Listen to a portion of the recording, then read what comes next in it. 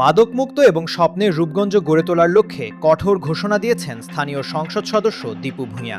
মাদকের বিরুদ্ধে তার এই জিহাদ বা জিরো টলারেন্স নীতির অংশ হিসেবে আজ রূপগঞ্জের ঠাকুরবাড়ির টেক এলাকায় অভিযান পরিচালনা করেছে পুলিশ।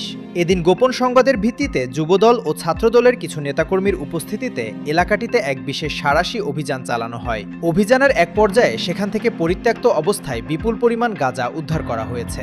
মাদকের বিস্তার রোধে এবং অপরাধীদের আইনের আওতায় আনতে রূপগঞ্জ জুড়ে এমন কঠোর ও কার্যকর অভিযান অব্যাহত থাকবে বলে জানিয়েছে স্থানীয় প্রশাসন।